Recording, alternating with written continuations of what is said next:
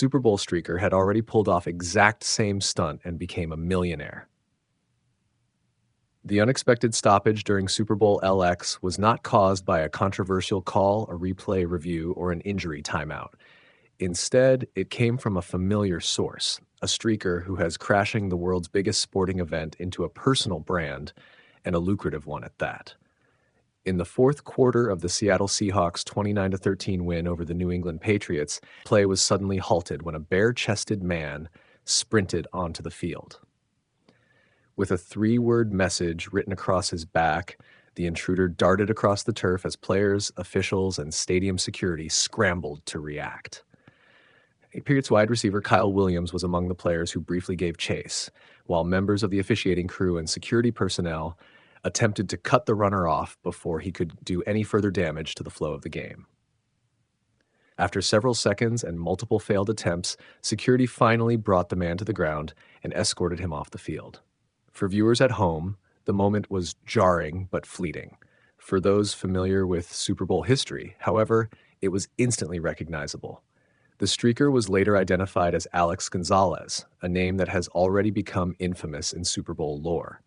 This was not a spontaneous act, nor was it his first time interrupting the NFL's biggest stage. In fact, Gonzalez had already pulled off nearly the exact same stunt just 2 years earlier. During Super Bowl LVIII, when the San Francisco 49ers faced the Kansas City Chiefs, Gonzalez stormed the field alongside Sebastian Rivera, drawing global attention and immediate outrage. That incident earned him headlines, legal trouble, and, ironically, massive exposure. Super Bowl LX was his sequel. This time, Gonzalez appeared alone, and his motives were unmistakably commercial. Written across his back was the phrase, "Trade with Athena," accompanied by his social media handle. The message was not political, not ideological, and not random. It was advertising. Gonzalez is a day trader who has leaned fully into viral spectacle as a marketing strategy. His social media presence is built around displays of wealth, fast cars, luxury homes, and claims of massive trading profits. The Super Bowl, with its global audience of more than 120 million viewers, represents the ultimate billboard, and Gonzalez was willing to pay the price to use it. After his 2024 Super Bowl stunt, Gonzalez openly discussed the consequences. He claimed he paid roughly $42,000 in fines and legal costs stemming from the arrest and detention that followed. Rather than expressing regret, he framed the experience as a calculated investment. "I literally just paid $42,000 to go to jail," Gonzalez said at the time, explaining his mindset to followers online. He described streaking the Super Bowl as a personal goal, something he refused to leave undone. "One of my goals has always been to streak the Super Bowl," he said. "I don't want to be that guy that's rich and 50 years old saying, I wish I would have done that when I was younger. I did it now and I'll do it again." True to his word, he did. Before his rise to notoriety, Gonzalez lived a very different life. He once worked at Dunkin' Donuts, a detail he frequently references as part of his personal transformation narrative. Dissatisfied with that lifestyle, he turned to day trading, claiming to have made over $100,000 in a single trading session at one point. Whether those figures are fully verifiable or not, the branding has clearly worked. Gonzalez now presents himself online as a millionaire trader, posting content that features multi-million-dollar homes, exotic vehicles, and a lifestyle designed to signal financial success. The Super Bowl streak, controversial as it is, serves as the ultimate traffic driver to those platforms. The NFL, of course, does not see it that way. League officials have long taken a hard stance against streakers, particularly those motivated by advertising. Broadcasts cut away as quickly as possible, cameras avoid showing the individual, and legal consequences are swift. Still, the paradox remains. Even a few seconds of exposure during the Super Bowl can be worth more than any traditional marketing campaign. Despite the interruption, Super Bowl LX itself quickly returned to order. Once Gonzalez was removed from the field, the game resumed without further incident, and the Seahawks continued their methodical domination of the Patriots. Seattle quarterback Sam Darnold played a controlled, efficient game, finishing with 202 passing yards on 19 of 38 attempts and 1 touchdown. He avoided turnovers and relied heavily on a defense that consistently disrupted Patriots quarterback Drake May. Kenneth Walker III was the star of the night. The Seahawks running back earned Super Bowl MVP honors after rushing for 134 yards on 26 carries, repeatedly punishing a New England defense that struggled to get off the field. Walker's physical running style set the tone for a game that Seattle controlled from start to finish. On the other side, May endured a difficult night. He completed 22 of 37 passes for 240 yards, throwing 2 touchdowns but also 2 interceptions. He was sacked 6 times, just one shy of the Super Bowl record, as Seattle's pass rush collapsed the pocket again and again. The Patriots' offense showed flashes late but never seriously threatened to change the outcome. In the end, the streaker became a footnote in a game defined by Seattle's dominance.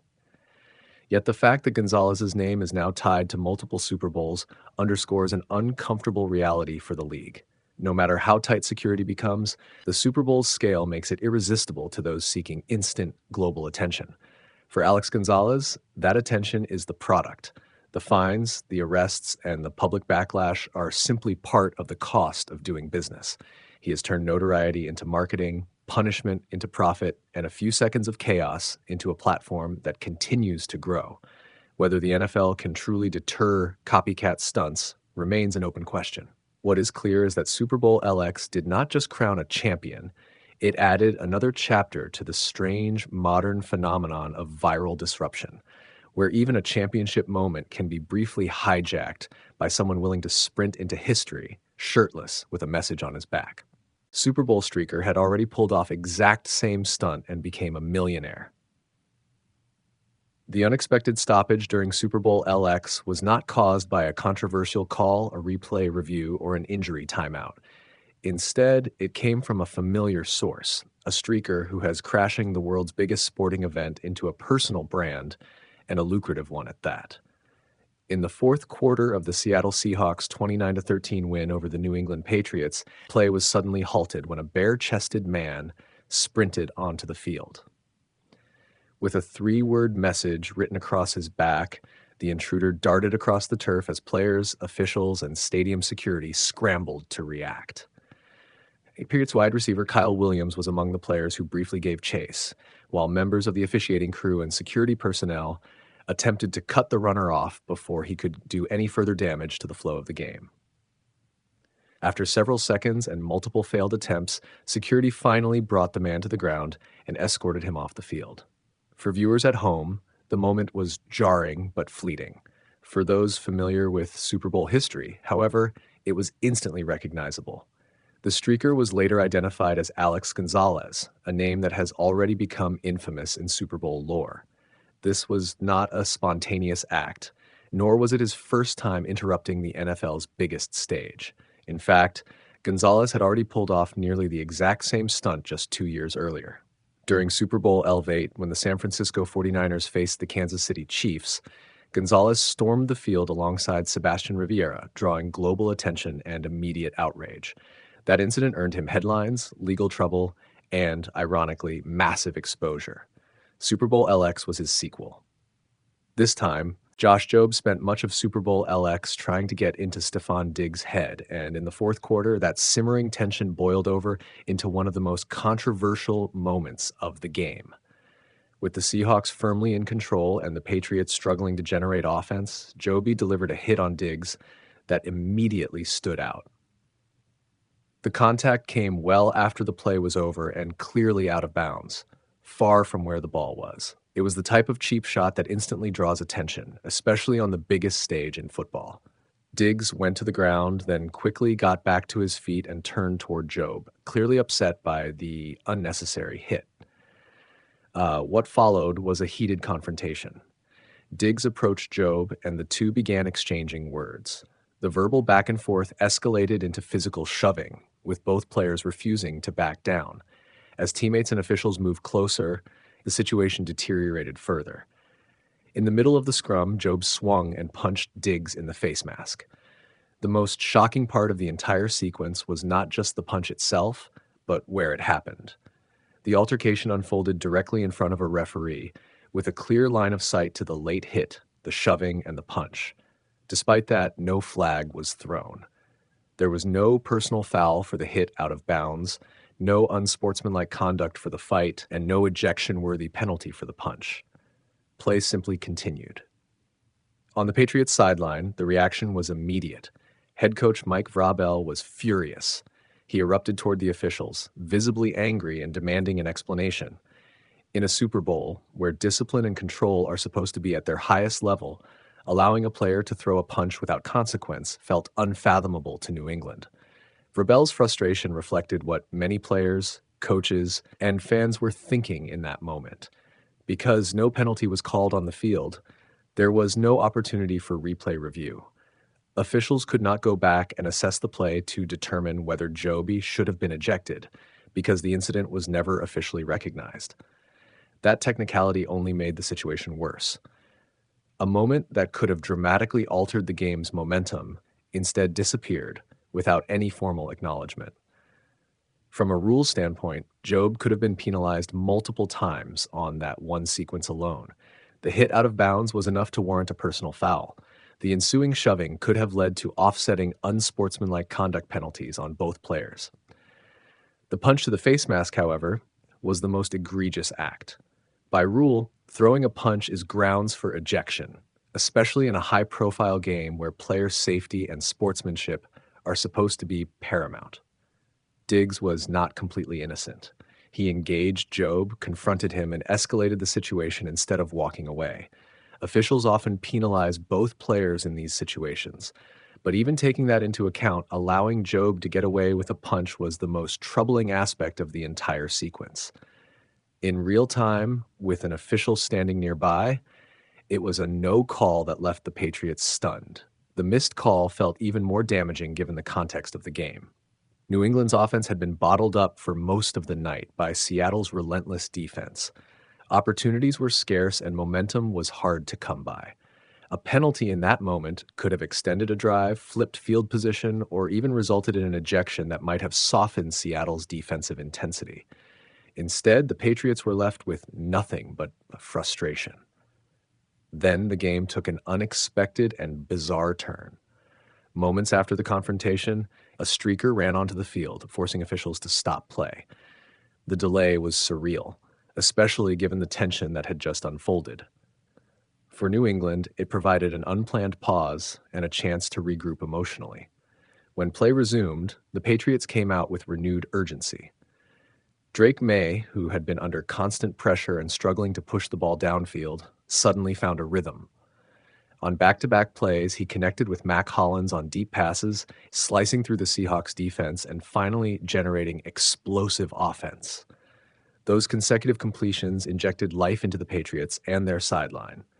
Shortly afterward, New England capitalized by scoring a touchdown, finally breaking through after being shut out for much of the game.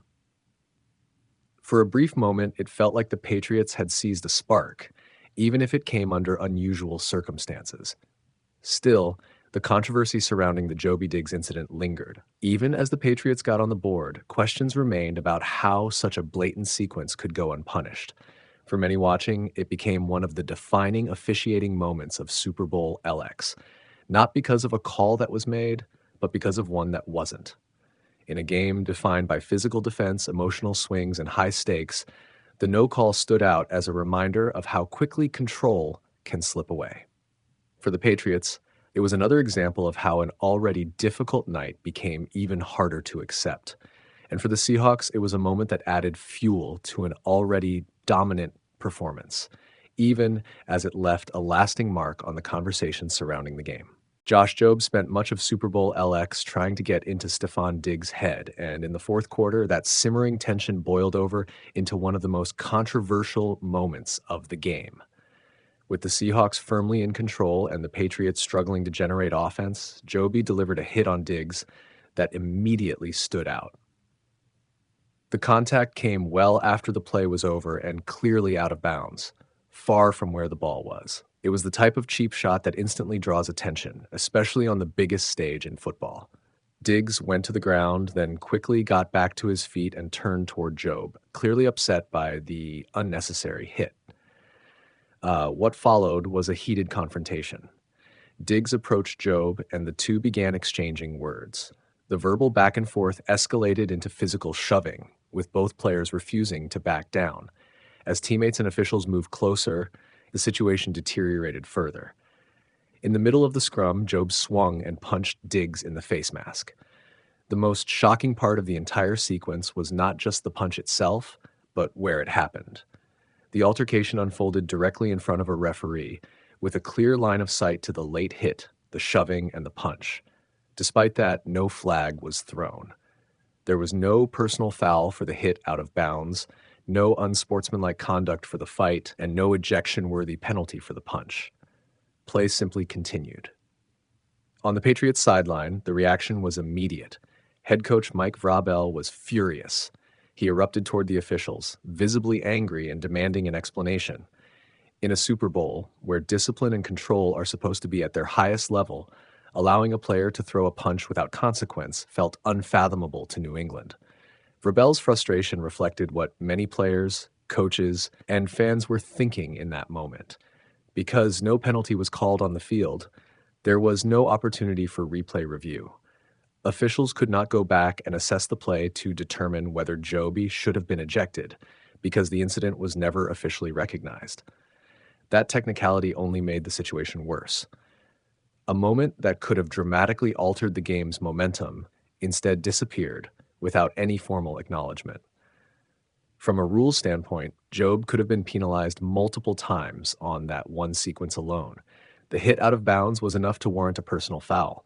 The ensuing shoving could have led to offsetting unsportsmanlike conduct penalties on both players. The punch to the face mask, however, was the most egregious act. By rule, throwing a punch is grounds for ejection, especially in a high-profile game where player safety and sportsmanship are supposed to be paramount. Diggs was not completely innocent. He engaged Job, confronted him, and escalated the situation instead of walking away.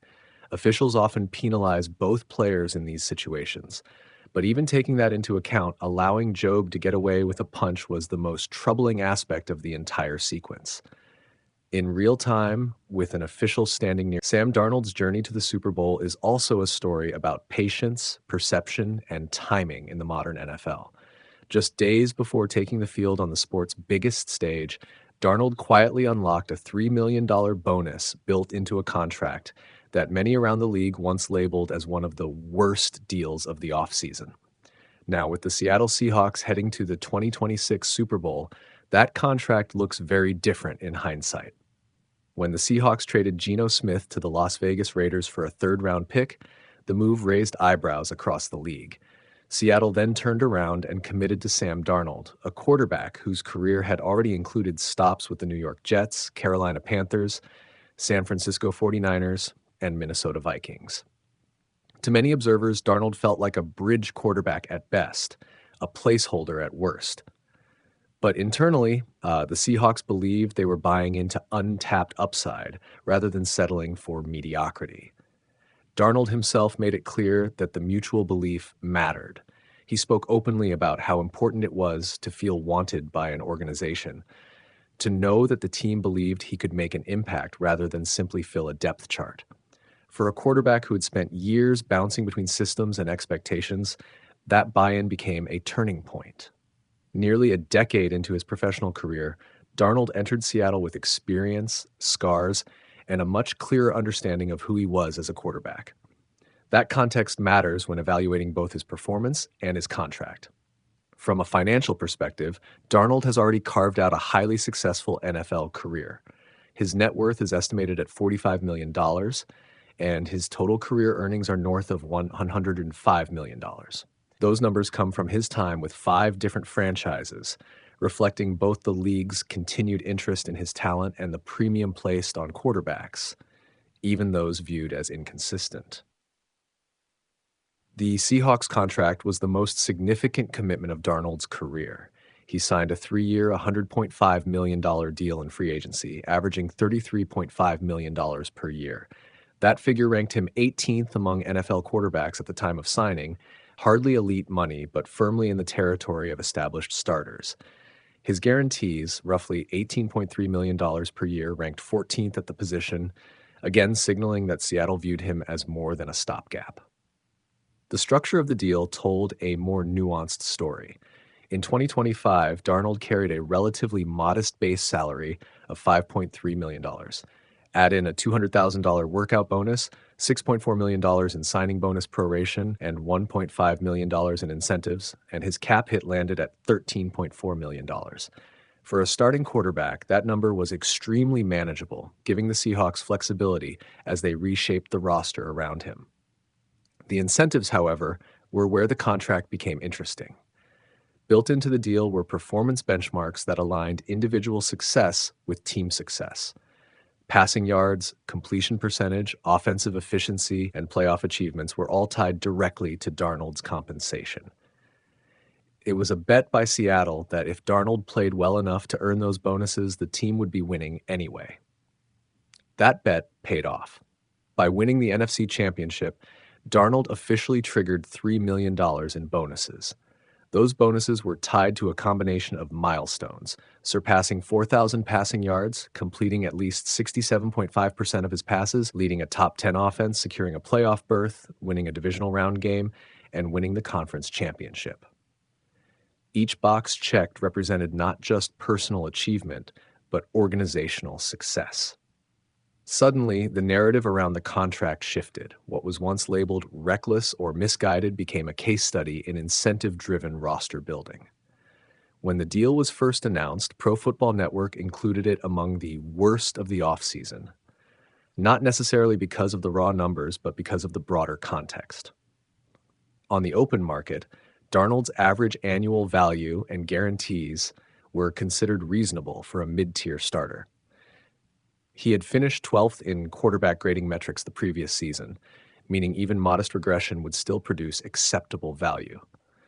The criticism focused on Seattle's direction as a franchise. The Seahawks had traded Geno Smith and DK Metcalf, moved on from several veterans, and sent mixed signals about whether they were rebuilding or contending. Paying a quarterback over $33 million per year in that environment felt contradictory to many analysts. What those critiques underestimated was how quickly circumstances can change in the NFL.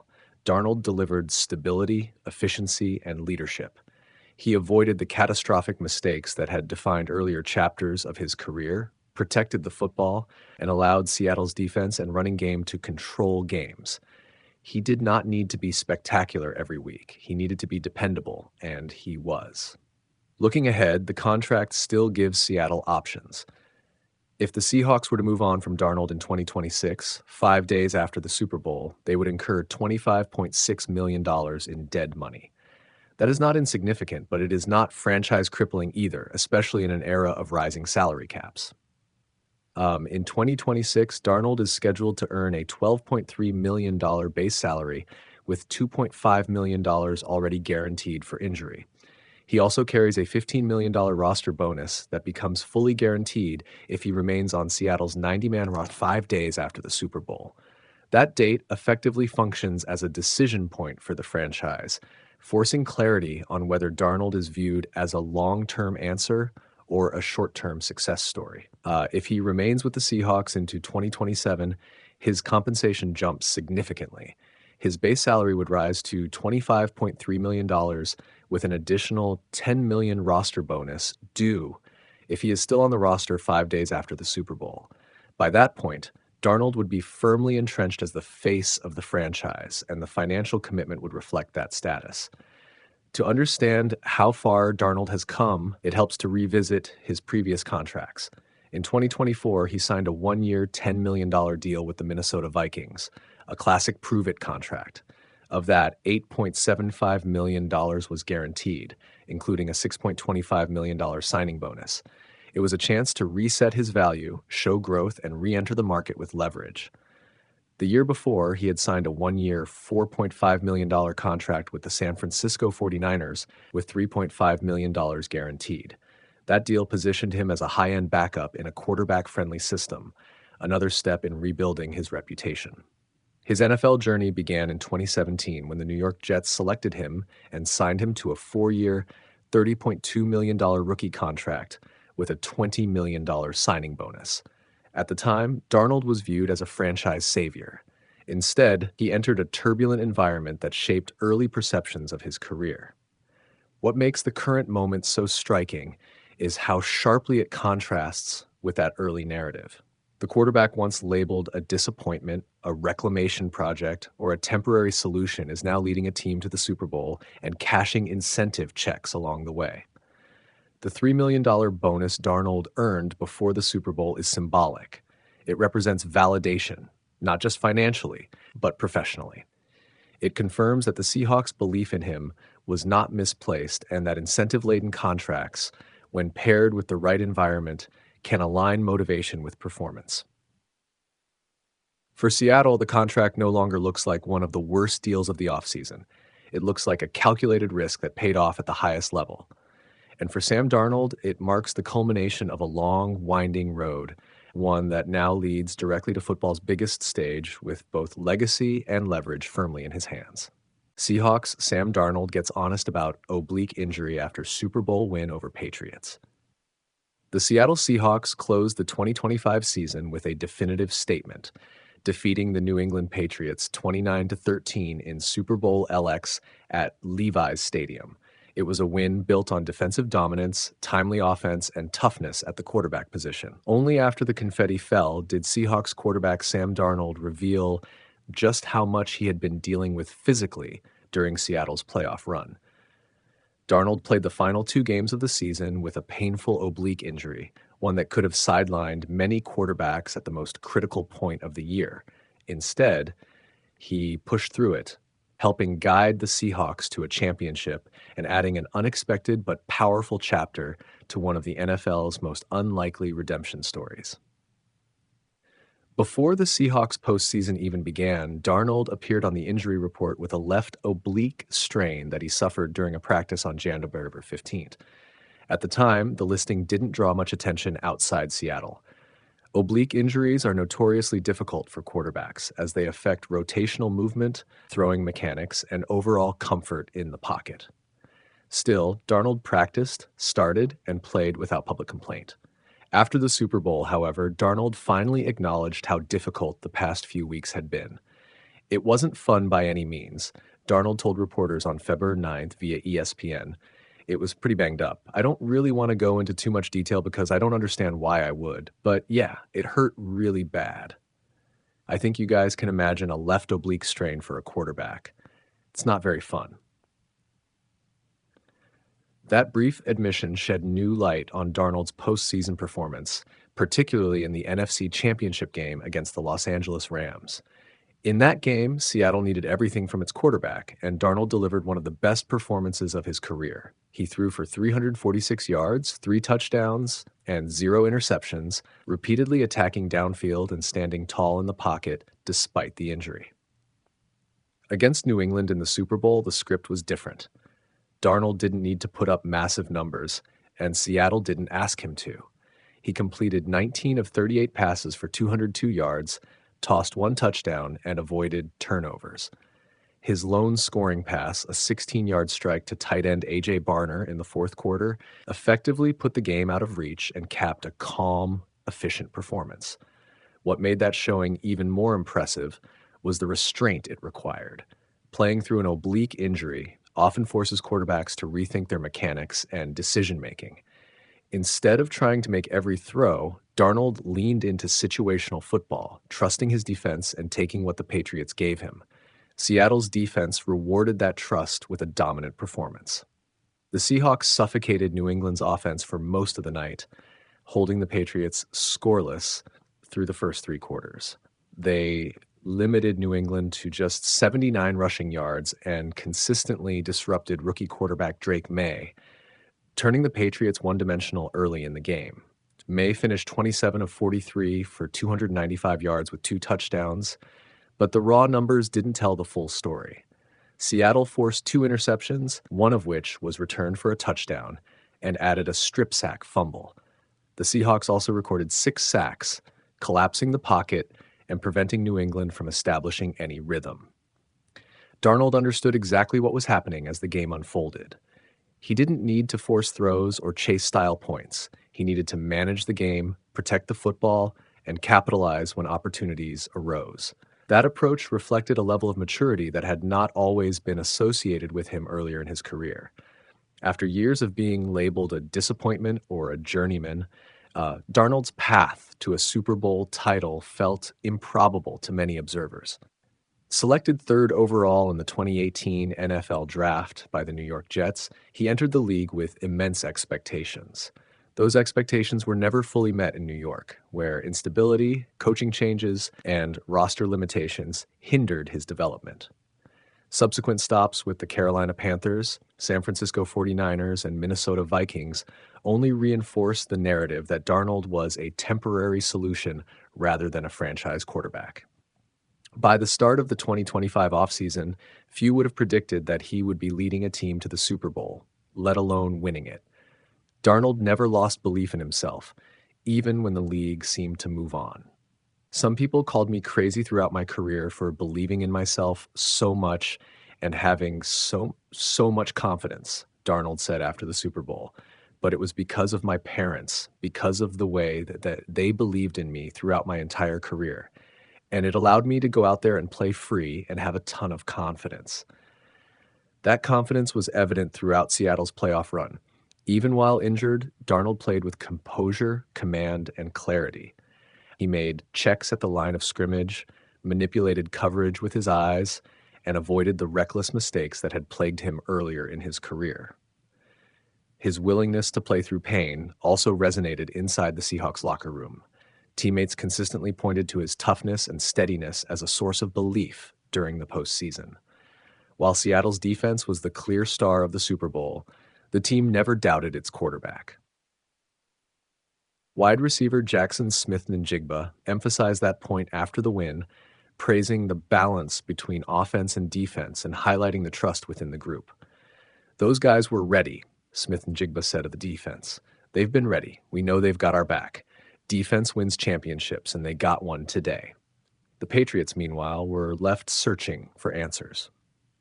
Head coach Mike Vrabel acknowledged that New England never found a rhythm offensively and struggled with field position throughout the game.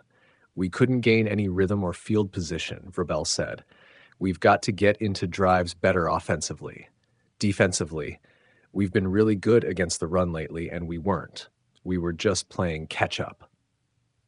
Vrabel ultimately pointed to turnovers as the decisive factor, a reality Darnold and the Seahawks fully understood. By protecting the football and letting the defense dictate the game, Seattle removed any chance of a Patriots comeback. For Darnold personally, the Super Bowl win represented far more than just a championship. It was validation after years of doubt, criticism, and uncertainty. It was proof that his belief in himself had not been misplaced, even when circumstances suggested otherwise. The oblique injury, painful and limiting as it was, became part of that story. Rather than serving as an excuse, it highlighted Darnold's resilience and growth. He didn't chase individual glory. He didn't force throws to prove a point. He adapted, endured, and trusted his team. As the Seahawks look ahead to the 2026 season, Darnold's future will remain a central storyline. With a Super Bowl ring secured and a full offseason to recover physically, the quarterback now enters the next phase of his career with stability, credibility, and confidence. For a player once written off by much of the league, Sam Darnold's journey from uncertainty to champion is now complete. And fittingly, it ended with him standing on the biggest stage in football, injured but unbroken, holding the Vince Lombardi Trophy. Seahawks Sam Darnold gets honest about oblique injury after Super Bowl win over Patriots. The Seattle Seahawks closed the 2025 season with a definitive statement, defeating the New England Patriots 29-13 in Super Bowl LX at Levi's Stadium. It was a win built on defensive dominance, timely offense, and toughness at the quarterback position. Only after the confetti fell did Seahawks quarterback Sam Darnold reveal just how much he had been dealing with physically during Seattle's playoff run.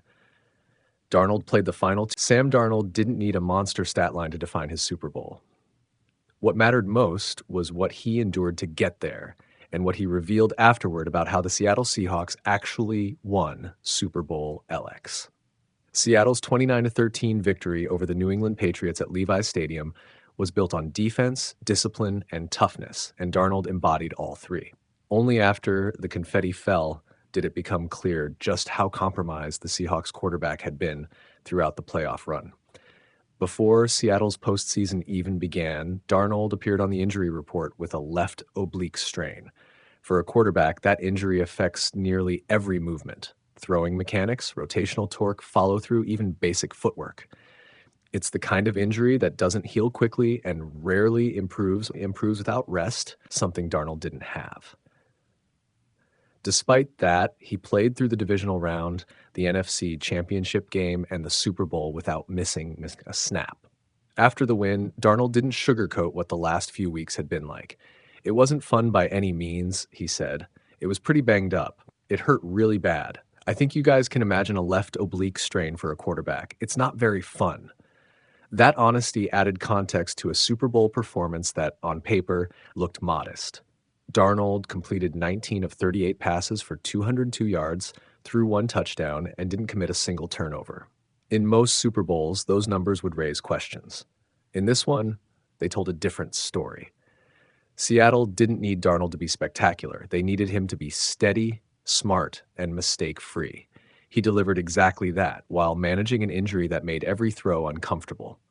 His lone touchdown pass came early in the fourth quarter, a 16-yard strike to tight end A.J. Barner that finally broke the game open. That score pushed Seattle's lead to 19-0 and effectively ended any lingering doubt about the outcome. It was a calm, controlled throw-off play action, the kind of play that reflects trust in scheme and timing rather than raw arm talent. The reality is that the Seahawks offense was designed not to lose the game because the defense had complete control of it. Seattle's defense authored one of the most dominant Super Bowl performances of the modern era. They held the Patriots scoreless through the first three quarters, suffocated the running game, and relentlessly pressured rookie quarterback Drake May. New England finished with just 79 rushing yards and struggled to sustain drives all night. May's final stat line looked productive at a glance, 27 of 43 for 295 yards, but it masked how uncomfortable he was for most of the game. 2 interceptions, 1 return for a touchdown, 6 sacks, and a lost fumble told the real story. Seattle consistently forced him into long yardage situations and obvious passing downs, where their pressure packages could dictate everything. The Seahawks' ability to make New England one-dimensional was the defining factor of the game. Once the Patriots fell behind early, their offense became predictable. That played directly into Seattle's hands. Wide receiver Jackson Smith-Njigba didn't hesitate to credit the defense afterward, making it clear that the team's confidence never wavered, even in a low-scoring first half. "They've been ready," Smith-Njigba said. "They're the best in the world. We know we're going to get opportunities to score, but it starts with defense. Defense wins championships, and we got one today." That mindset shaped how Seattle approached the game from the opening kickoff. There was no panic when the offense stalled, no pressing, no forcing throws. The Seahawks trusted that field position, patience, and physicality would eventually break the Patriots down. On the other sideline, Patriots head coach Mike Vrabel acknowledged that his team never found its footing. "We couldn't gain any rhythm or field position," Vrabel said. "We've got to get into drives better offensively. Defensively, we've been really good against the run lately, and we weren't. We were just playing catch-up." That constant feeling of chasing the game compounded New England's mistakes. Once turnovers entered the picture, the margin for error vanished completely. "Unfortunately, I think the turnovers ultimately cost us," Vrabel admitted. "Just not enough consistent execution." Those turnovers weren't random. They were the product of sustained pressure, disguised coverages, and a defense that never let May feel comfortable diagnosing what he was seeing. Seattle's secondary took away easy throws, while the pass rush collapsed the pocket from multiple angles. For Darnold, that defensive dominance was both a relief and a responsibility. Playing with an oblique strain meant he couldn't rely on pure arm strength or improvisation. He had to lean into preparation, timing, and decision-making. That meant throwing the ball away when needed, taking sacks instead of risks, and trusting his defense to win the game. It also meant accepting that his Super Bowl legacy would not be defined by highlight throws or MVP chatter, but by resilience. This performance fit the arc of Darnold's career in Seattle. He wasn't signed to be a savior or a statistical marvel. He was brought in to stabilize the position, execute the offense, and lead. Over the course of the season, he did that well enough to guide the Seahawks to the top of the NFC, and in the postseason, he did it hurt. That context matters when evaluating his Super Bowl. Quarterbacks are often judged harshly for what they don't do on the stat sheet, but championships are rarely won by quarterbacks chasing numbers. They're won by players who understand the moment, the matchup, and their own limitations. Darnold understood all three. He didn't force throws into coverage. He didn't try to outduel May.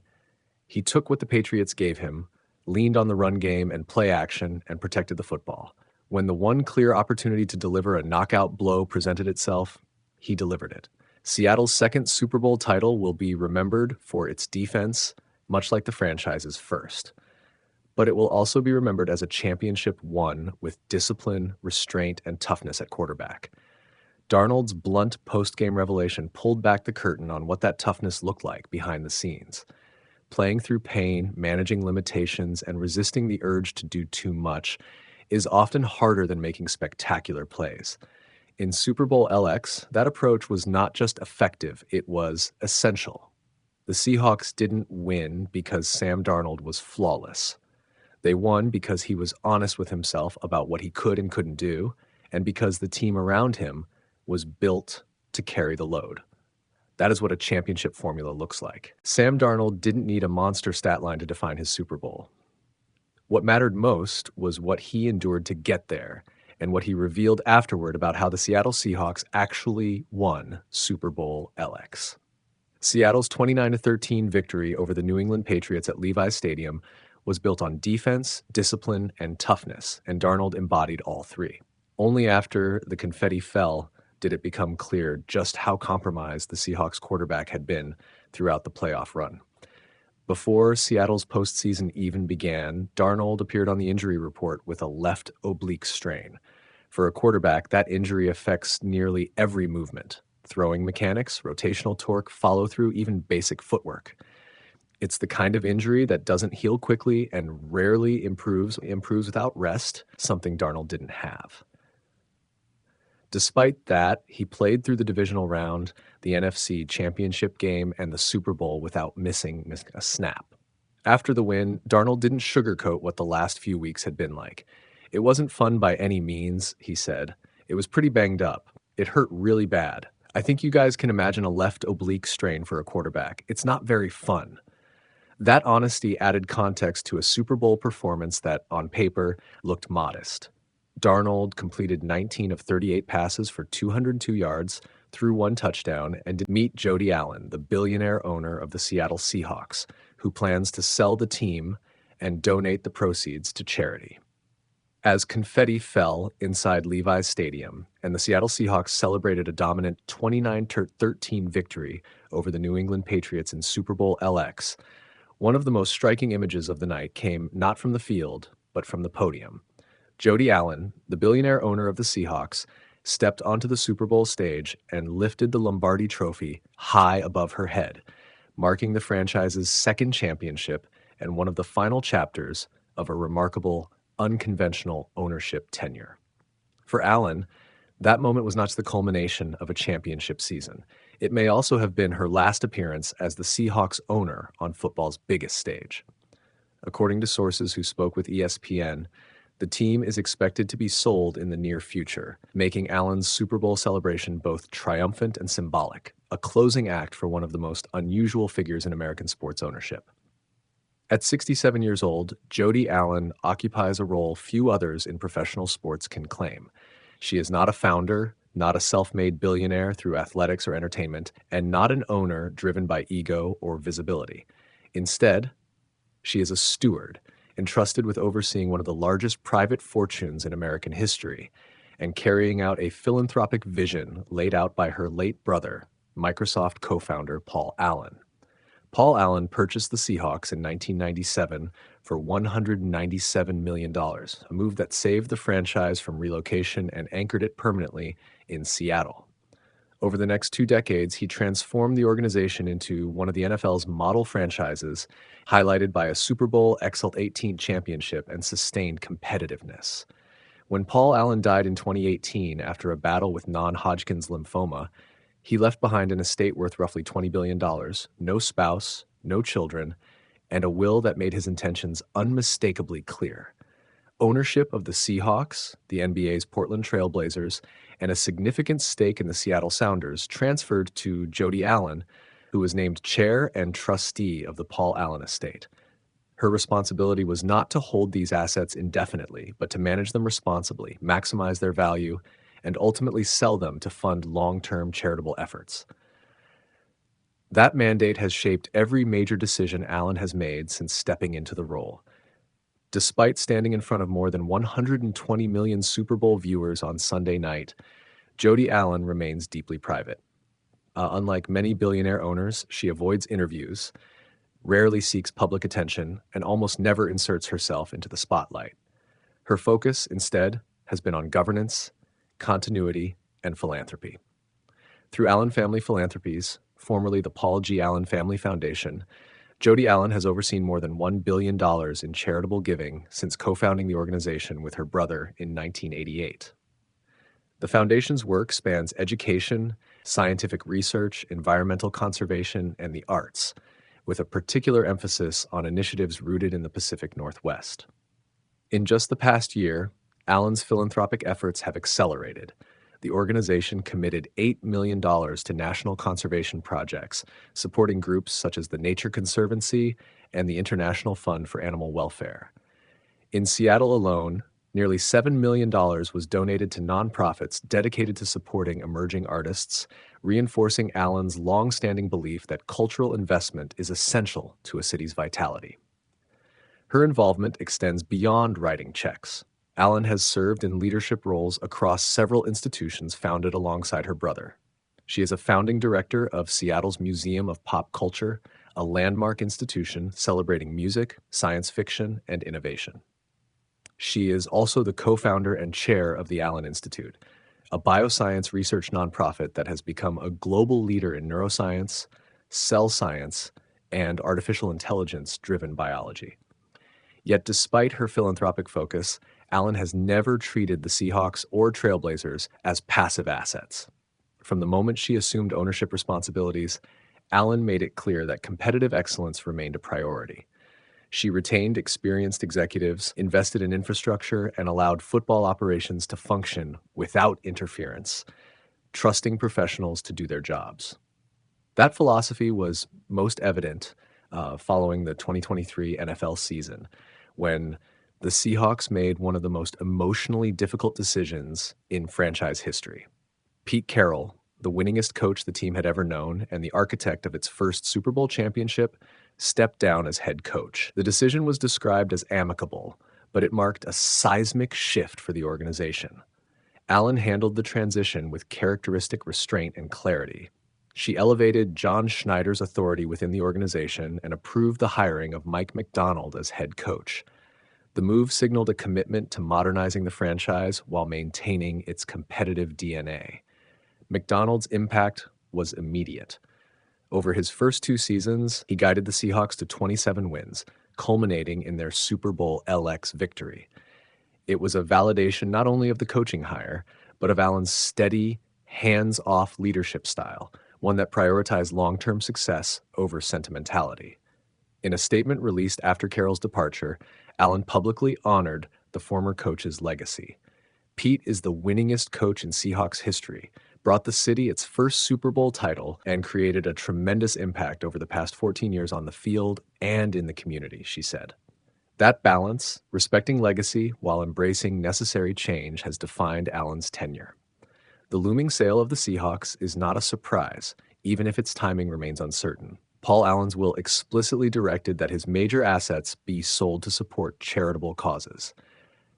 In September, the estate took a major step toward fulfilling that directive by entering a formal agreement to sell the Portland Trail Blazers for an estimated $4 billion. While a spokesperson for the Paul Allen estate has stated that the Seahawks are not currently for sale, they have also acknowledged that That will change at some point. Given the franchise's rising valuation and the symbolic significance of a Super Bowl victory, league observers widely believe the timing may be approaching. If and when the Seahawks are sold, they are expected to command a record-breaking price, potentially exceeding $6 billion. Every dollar of that sale would flow not into personal wealth, but into charitable foundations designed to outlive both Paul and Jody Allen. Allen addressed speculation about selling the teams as early as 2022, pushing back against the idea that there was any rush. Estates of this size and complexity can take 10 to 20 years to wind down, Allen said at the time. There is no preordained timeline by which the teams must be sold.